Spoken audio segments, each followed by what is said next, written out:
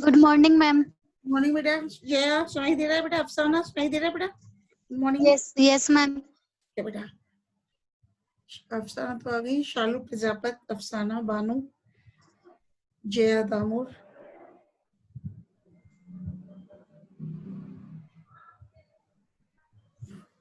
Fourth है। अभी बेटा 3 ही आए। जया सुनाई दे रहा है बेटा? Jaya can you hear me बेटा? Yes ma'am good morning ma'am. Good morning बेटा, गुड मॉर्निंग। शालू शालू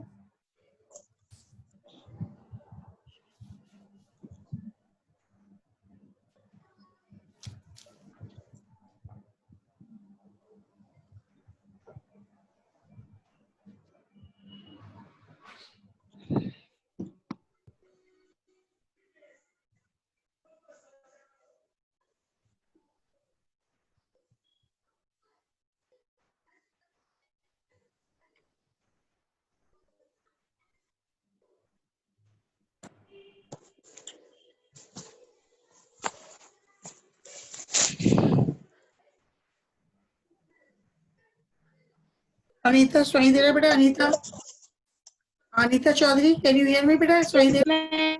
ओके बेटा। शालू प्रजापत सुनाई दे रहा है बेटा? शालू हाँ बेटा। अभी आई है Afsana Bano, Anita Chaudhary, Jaya and Shalu.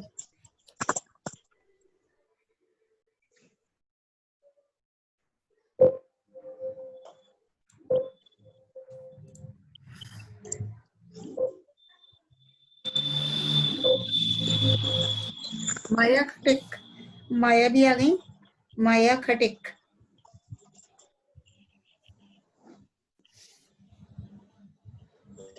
Garima and Sangeeta Gaur, Garima Chaudhary, Sangeeta Gaur,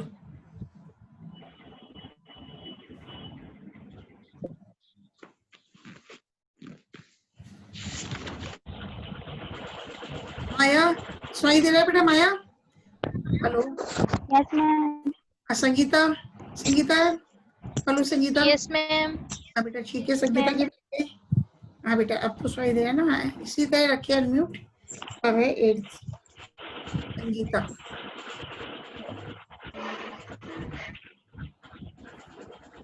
अभी 8 जने आए। नीतू मीना, एक आ गई नीतू मीना।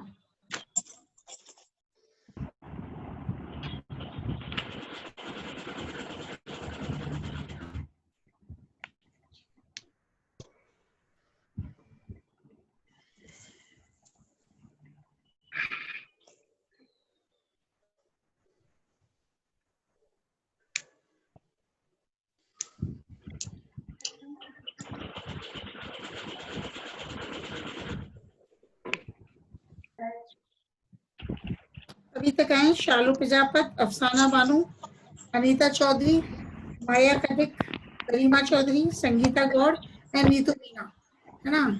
नीतू मीना आने दो औरों को। अभी 10 बजने वाले हैं।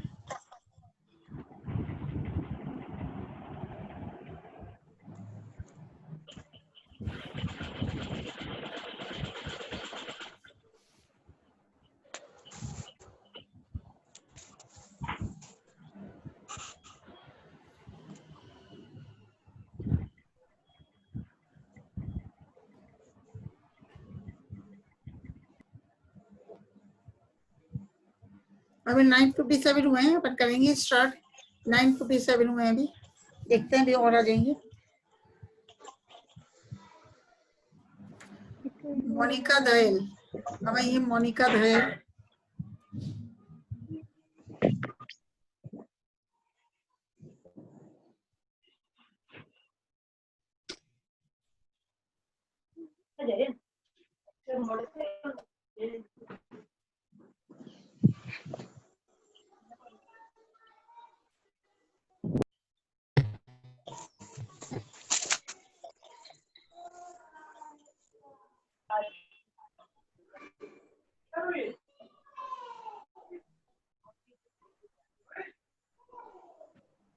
मैं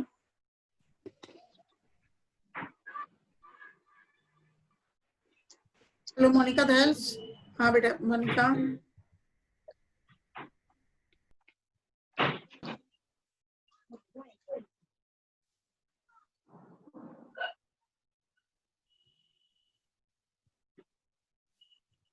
कोमल तमल।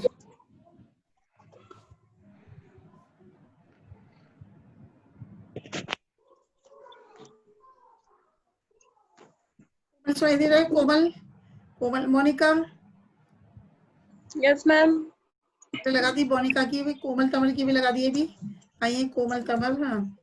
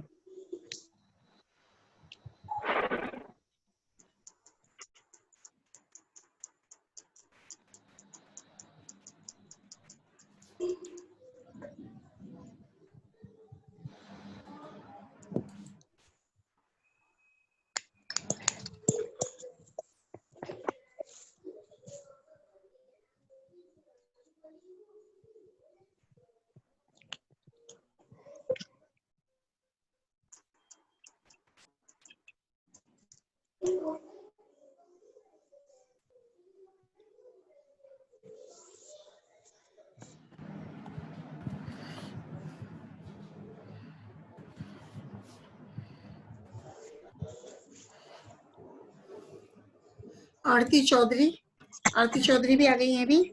आरती चौधरी,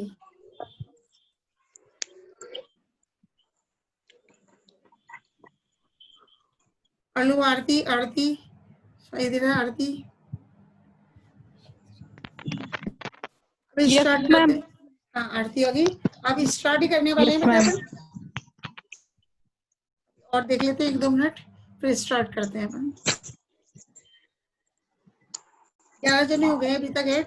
समीक्षा भी आ गई है, समीक्षा को भी एडमिट कर देते हैं। समीक्षा, समीक्षा,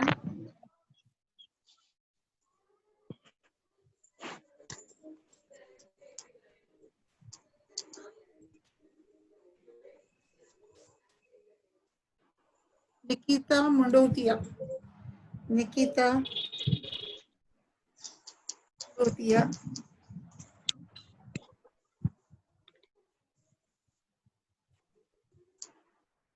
सविता शर्मा, सविता शर्मा, 14 जने आ गए। सविता, हाँ निकिता बेटा, can you hear me? Nikita, Savita, Savita admit.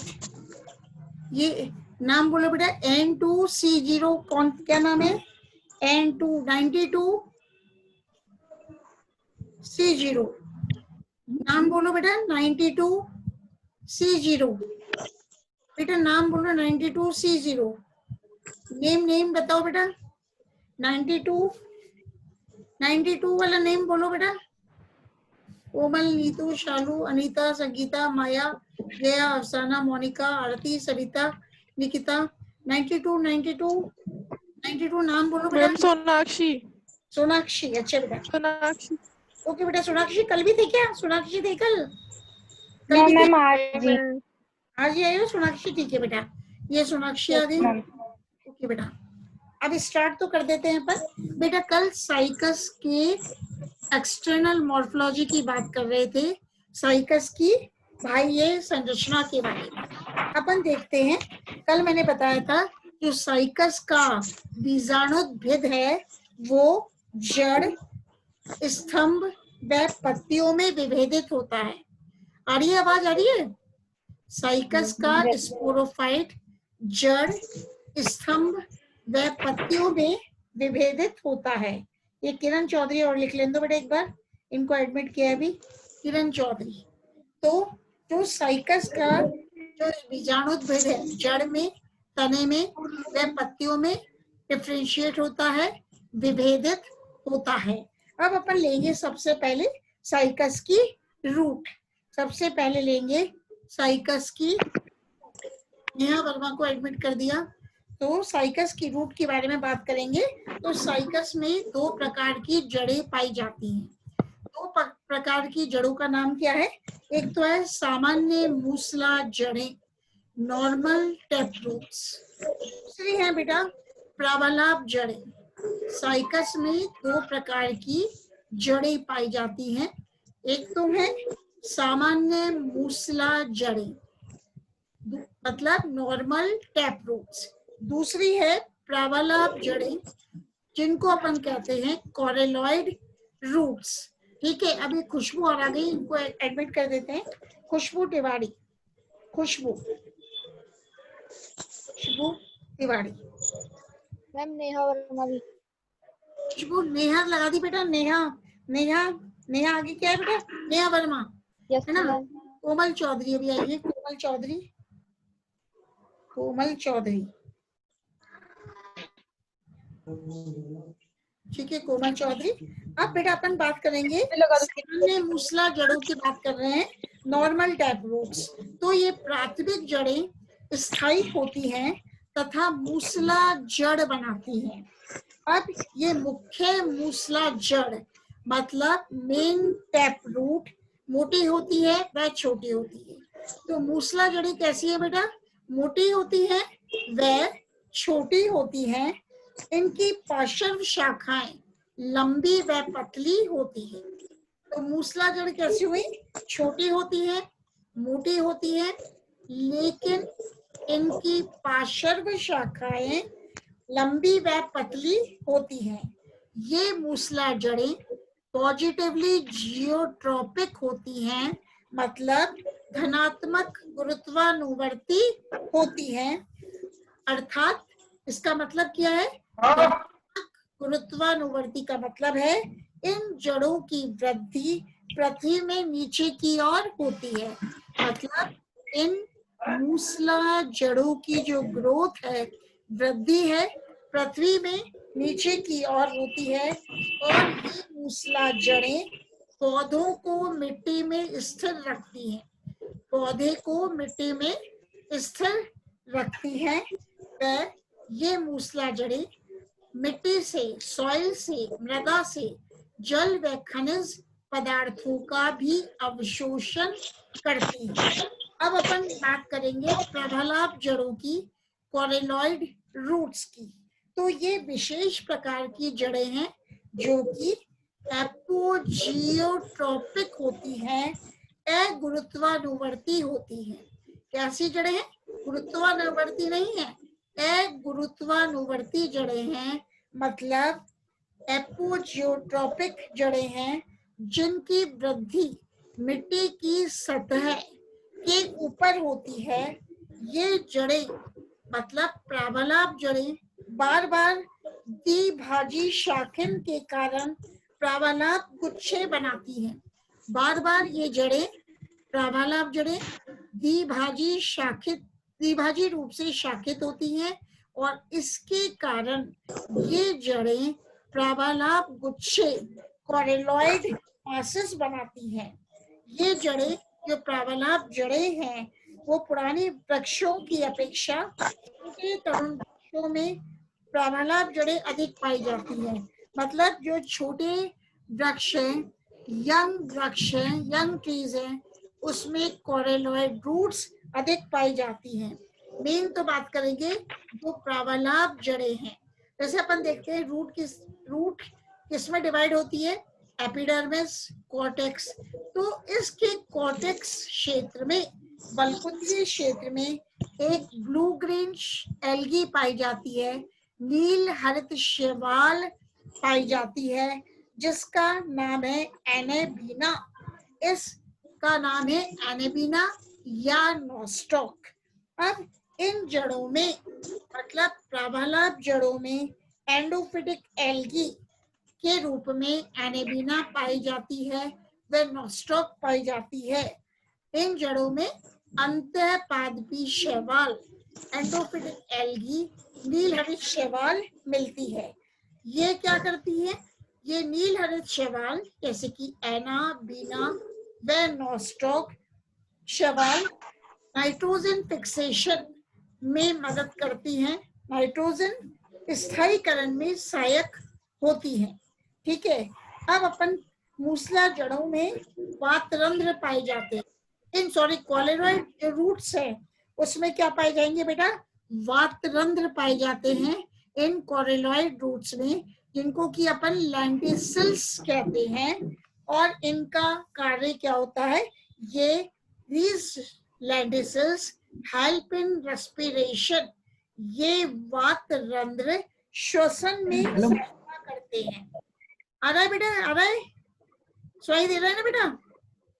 Hello, हाँ बेटा। अब अपन बात करेंगे स्टेम की। सो साइकस में स्टेम कैसा होता है, तो जब युवा अवस्था में, यंग स्टेज में स्तंभ कैसा होता है, कंदिल होता है, ट्यूबरस होता है, वह भूमिगत होता है। जब साइकस का स्तंभ युवा स्तंभ में, युवा होता है मतलब युवा अवस्था में, यंग स्टेज में जो साइकस का स्टेम है, स्तंभ है, वो कैसा है, कंदिल होता है, वह भूमिगत होता है और इसका शीर्ष भूरे रंग के शल्क पत्रों से ढका हुआ होता है।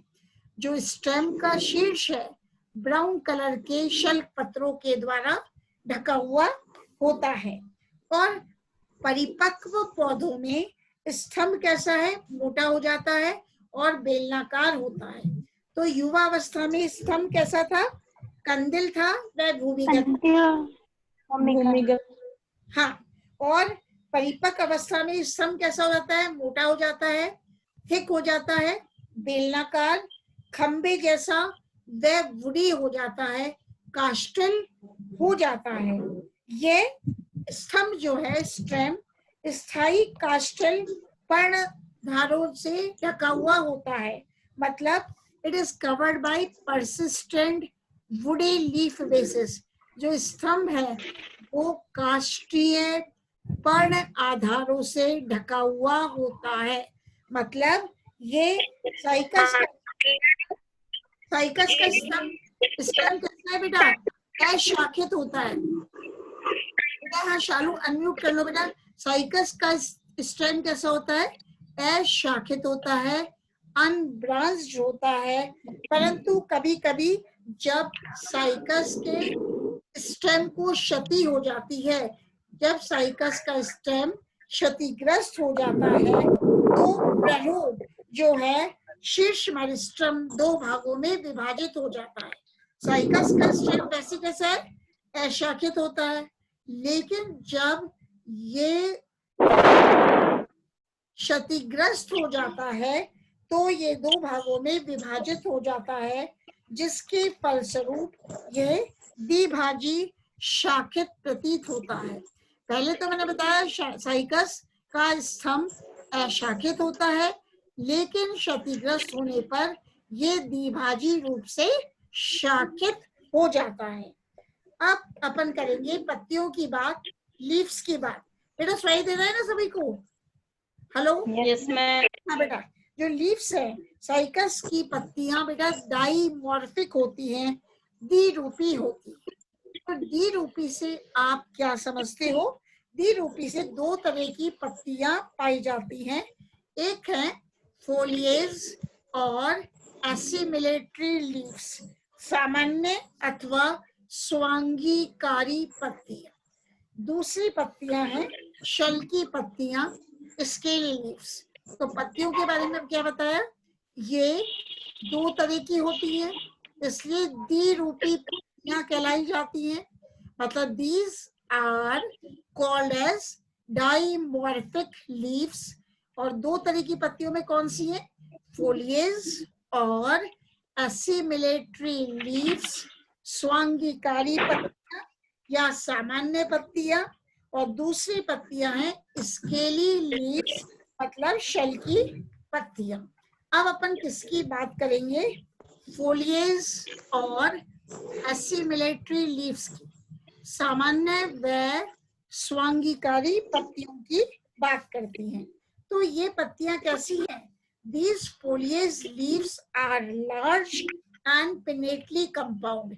कैसी हैं, ये बड़ी पत्तियां होती हैं, वे पिच्छाकार संयुक्त होती हैं।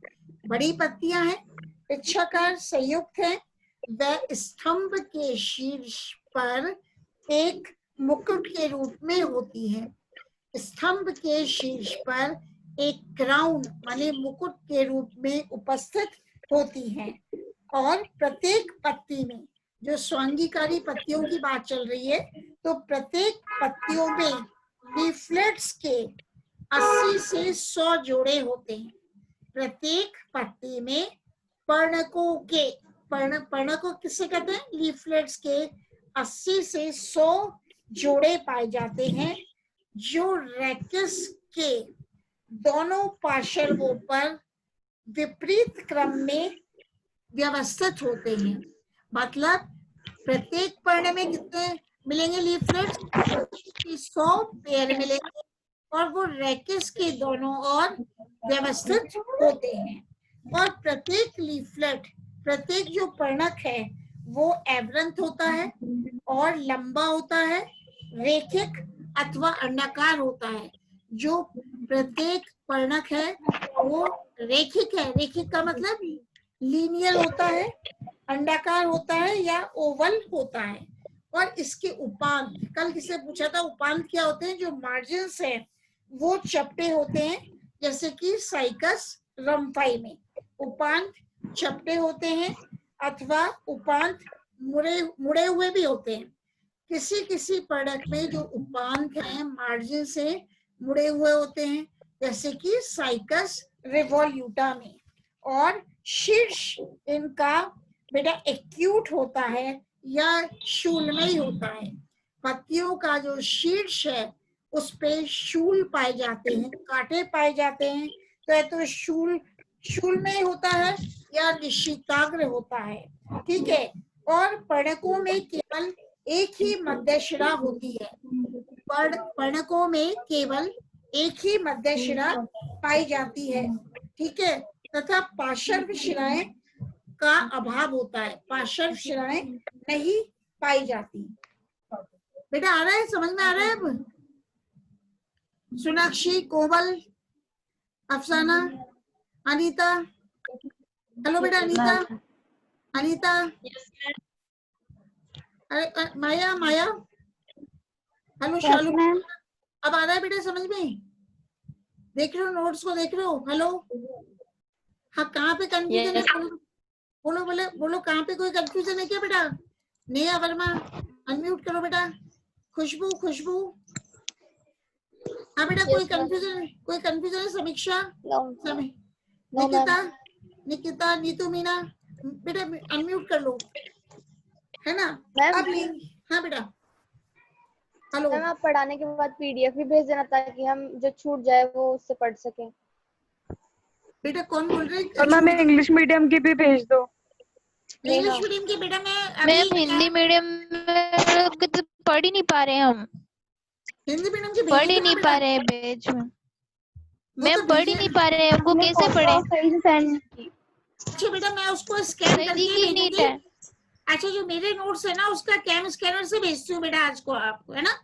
कैम स्कैनर से भेजती हूँ। Yes ma'am. ठीक है, पीडीएफ बना के भेजती हूँ बेटा, ठीक है। मैम कल वाले वापस सेंड करना। कल वाले वापस सेंड कर देना मैम। समझ में नहीं आए थे कल वाले सही फोटो खींच के सेंड। अच्छा ये जो बता रही हूँ वो तो समझ में आ रहा है ना? यहाँ तक तो अभी तक जो बताया वो तो समझ में आया? Yes ma'am. ये तो आया है समझ में?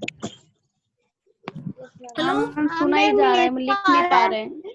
अच्छा बेटा मैं वापस भेज दूंगी आपको।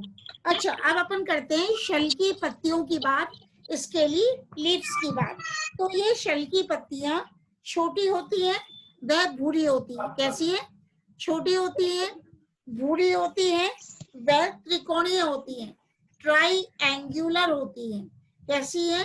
भूरी होती है, ट्राई एंगुलर होती है, वह त्रिकोणीय होती है। और इनमें प्रकाश संश्लेषण की क्षमता नहीं होती, मतलब इनमें फोटोसिंथेसिस की क्षमता नहीं होती है। इनका कार्य एपिकल मेरिस्टम व अन्य वायवीय भागों को सुरक्षा प्रदान करना होता है। मतलब these scaly leaves provide protection to the apical meristem। Scaly leaves का कार्य है एपिकल मेरिस्टम मतलब शीर्षस्थ विभाज्योतक को संरक्षण प्रदान करना होता है। अब स्तंभ के शीर्ष पर सामान्य वर्षल की पत्तियां अंतर चक्रों में व्यवस्थित रहती हैं।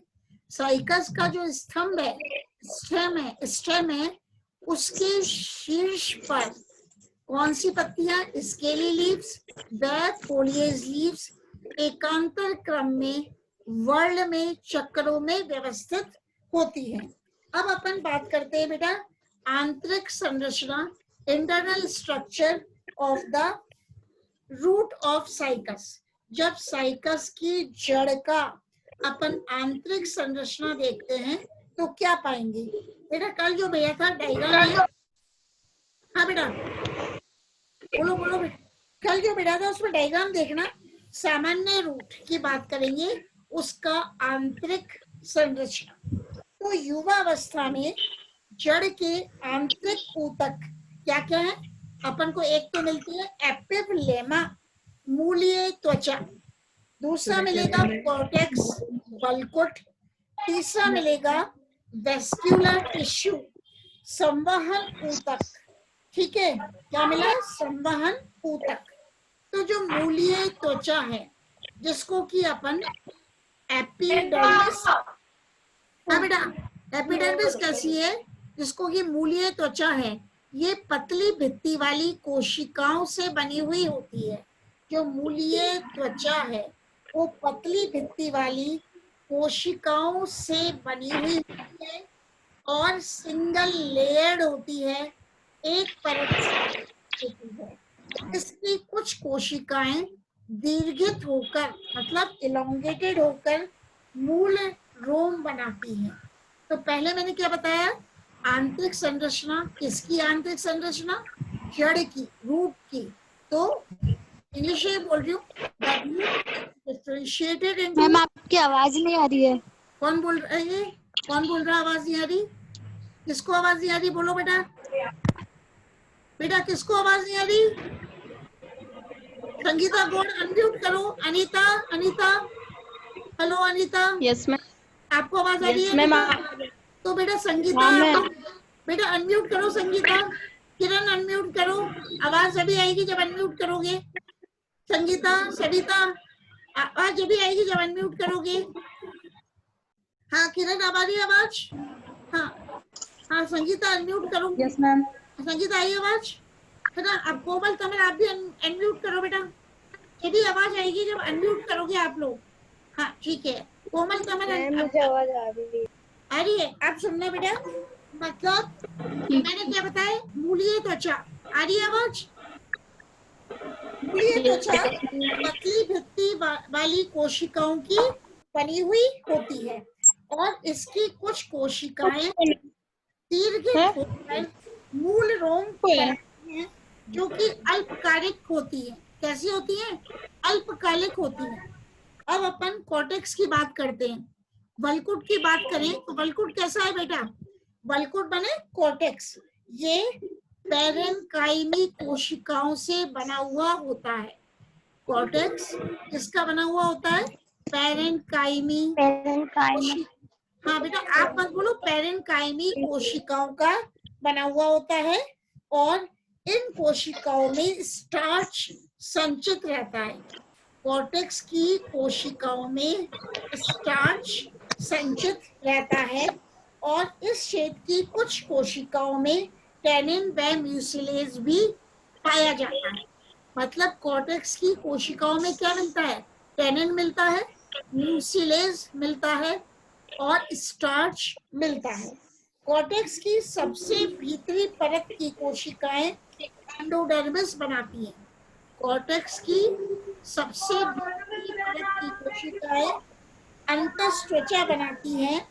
एंडोडर्मिस की कोशिकाओं में कैस्पेरियन बेंड्स पाए जाते हैं। एंडोडर्मिस की कोशिकाओं में कैस्पेरियन बेंड्स मतलब कैस्पेरी बेंड पाए जाते हैं। अब अपन बात करते हैं परिरंभ की, पेरिसाइकिल की, जो कि बहुस्तरीय होता है। पेरिसाइकिल कैसी है? मल्टी लेयर है, बहुस्तरीय है। और ये पेरिसाइकिल भी पेरेनकाइमी कोशिकाओं से बनी हुई होती है। ठीक है, पेरेनकाइमा सेल्स की बनी हुई होती है। अब आ गया लास्ट पार्ट, स्टील, जिसे कि आप रंभ कहते हो। तो जो रंभ है वो रंभ कैसा है? द्वि आदिदारुक होता है। रंभ कैसा है? द्वि आदिदारुक होता है, मतलब डाई आर्क होता है। संवहन पूल कैसे हैं? अरिये हैं, तथा जाइलम बहिर आदिदारुक होता है। Vascular bundles are radial. संवहन पूल कैसे होते हैं? अरिये होते हैं और बहिर आदिदारुक होते हैं, मतलब एग्जार्च होते हैं। अब अपन देखते हैं दो तरह के प्रोटोजाइलम व मेटाजाइलम। दो तरह के जाइलम है, प्रोटोजाइलम व मेटाजाइलम। तो प्रोटोजाइलम की वाहिनिकाओं में सर्पिल स्टूलन पाए जाते हैं। प्रोटोजाइलम की वाहिनिकाओं में सर्पिल स्टूलन पाए जाते हैं, तथा मेटाजाइलम की वाहिनिकाओं में सीढ़ीनुमा स्टूलन पाए जाते हैं। जो मेटाजाइलम की वाहिनिकाएं हैं उनमें सीढ़ीनुमा स्टूलन पाए जाते हैं। अरे बेटा कोमल अनम्यूट कर लो बेटा, और किरण चौधरी अब भी अनम्यूट करो बेटा, है ना। सविता शर्मा आप भी अनम्यूट करो बेटा, गरिमा आप भी अनम्यूट करो। ठीक है, अब आ रहा है बेटा, यहाँ तक आया? फर्स्ट ईयर सेकेंड ईयर आया बेटा? Neha Neha Neetu yes ma'am. सुनना बेटा, जो परिपक्व सामान्य जड़ें हैं, ये तो बात हो गई रूट की, उनमें द्वितीय वृद्धि पाई जाती है। जो परिपक्व जड़ें हैं मतलब ओल्ड रूट्स हैं, मैच्योर रूट्स हैं, उनमें सेकेंडरी ग्रोथ भी, द्वितीयक वृद्धि भी पाई जाती है। के कारण जड़ की आंतरिक संरचना जटिल प्रतीत होती है। अब अपन बात करेंगे द्वितीयक वृद्धि कॉर्टेक्स एवं रम दोनों ही क्षेत्र में पाई जाती है।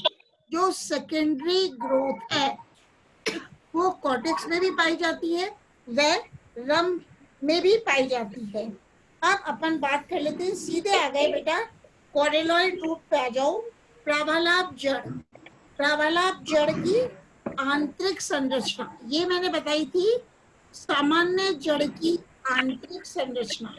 अब अपन बात करेंगे प्रावालाभ जड़ की आंतरिक संरचना, internal structure of the coralloid root. तो अपन देखते हैं बेटा, जो प्रावालाभ जड़ की आंतरिक संरचना है सामान्य जड़ जैसी ही होती है, परंतु इसमें द्वितीयक वृद्धि अनुपस्थित होती है। जो कोरेलॉइड रूट है, प्रावालाभ जड़ है, उसमें सेकेंडरी ग्रोथ नहीं पाई जाती है, जबकि सामान्य जड़ में द्वितीयक वृद्धि सेकेंडरी ग्रोथ पाई जाती है। और सामान्य जड़ की तुलना में ये सेकेंडरी ग्रोथ बहुत ही कम होती है। और कोरेलॉइड रूट का जाइलम त्रि आदिदारुक होता है। कैसा होता है? ट्राई आर्क होता है। उसका तो था अपना ट्राई आर्क, इसका जो प्रावालाभ जड़ का जाइलम है वो त्रि आदिदारुक होता है, ट्राई आर्क होता है। और प्रावालाभ जड़ का प्रमुख लक्षण यह है कि कॉर्टेक्स के मध्य भाग में एक एल्गल जोन उपस्थित होता है। डायग्राम में देख लो, अगर डायग्राम क्लियर है, कि प्रावालाभ जड़ का जो कॉर्टेक्स के मध्य भाग में एक एल्गल जोन मतलब शेवालिये क्षेत्र उपस्थित होता है। और ये एल्गल जोन शेवालिये क्षेत्र अरिय रूप से दीर्घित कोशिकाओं की एक परत होती है। क्या बोला? कि कॉर्टेक्स के मध्य भाग में एक शैवालीय क्षेत्र उपस्थित होता है और यह शैवालीय क्षेत्र अरीय रूप से दीर्घित कोशिकाओं की एक परत होती है जिसमें नील हरित शैवाल पाए जाते हैं, जैसे कि एनेबिना साइकेडी। नील हरित शैवाल पाए जाते हैं जैसे कि एनेबिना साइकेडी, ऑसिलेटोरिया व नॉस्ट्रॉक पंटिफॉर्मी। अब इन जड़ों में, प्रभालाभ जड़ों में शैवालीय क्षेत्र का विकास इनमें अंतःपादपीय शैवालों के प्रवेश के कारण होता है। मतलब एल्गल जोन कैसे विकसित होता है कि इस एल्गल जोन में अंतःपादपीय शैवाल जैसे कि नॉस्ट्रॉक है, एनेबिना है, वो प्रवेश कर जाते हैं। और अब अपन बात करेंगे स्टेम की।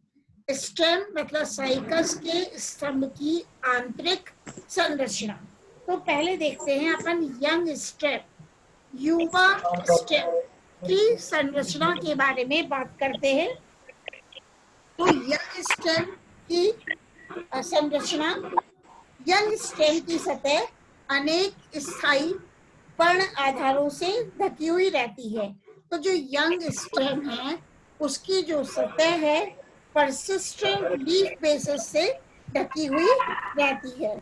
इसमें भी अपन देखते हैं तो इसकी आंतरिक संरचना में क्या मिलता है बेटा? एक तो एपिडर्मिस, एपिडर्मिस के नीचे मिलता है कॉर्टेक्स और फिर संवहन सिलेंडर, संवहन सिलेंडर। तो सबसे पहले जब हम युवा स्तंभ का आंतरिक संरचना देखते हैं तो बात किसी करेंगे एपिडर्मिस की, बाह्य त्वचा। तो ये एपिडर्मिस क्या है? ये सबसे भारी एकल स्तरीय परत है। It is the outer most layer. ये सबसे बाहरी एकल स्तरीय परत है, सिंगल लेयर्ड है। एपिडर्मिस क्यूटिकल की एक मोटी परत से ढका हुआ रहता है। तो एपिडर्मिस क्या है बेटा? ये सबसे बाहरी एकल स्तरीय परत है और यह एपिडर्मिस क्यूटिकल की मोटी परत से ढका हुआ रहता है। स्थायी पर्ण की उपस्थिति के कारण यह एपिडर्मिस असतत होती है एवं अस्पष्ट होती है। मतलब बेटा एपिडर्मिस असतत माने कंटिन्यूअस नहीं होती और ये इंडिस्टिंक्ट होती है। क्यों? क्योंकि इसमें स्थायी पर्ण आधार पाए जाते हैं, परसिस्टेंट लीफ बेसिस पाए जाते हैं। अब अपन बात करते हैं कॉर्टेक्स की। तो कॉर्टेक्स स्टेम का अधिकांश भाग बनाता है। तो कॉर्टेक्स किन कोशिकाओं का बना हुआ होता है? पैरेन्काइमेटस सेल्स का बना हुआ होता है। बलकुट कॉर्टेक्स पैरेन्काइमी कोशिकाओं का बना हुआ होता है और इन पैरेन्काइमेटस सेल्स में स्टार्च कणिकाएं भरी हुई होती हैं, स्टार्च ग्रेन्यूल्स पाए जाते हैं। इसके अतिरिक्त इनमें म्यूसिलेजिनस कैनाल्स भी पाए जाते हैं। क्या पाई जाती हैं? कुछ सलेष्मिक नलिकाएं भी कॉर्टेक्स में पाई जाती हैं और कुछ लीफ ट्रेसेस भी पाए जाते हैं, कुछ पर्ण ट्रेस भी कॉर्टेक्स में पाए जाते हैं। सलेष्मिक नलिकाओं की भीतरी भित्ति स्रावी कोशिकाओं से निर्मित होती है। जो म्यूसिलेजिनस कैनाल्स है, सलेष्मिक कैनाल्स है, उनकी जो इनर वॉल है, भीतरी भित्ति है, वो स्रावी कोशिकाओं से निर्मित होती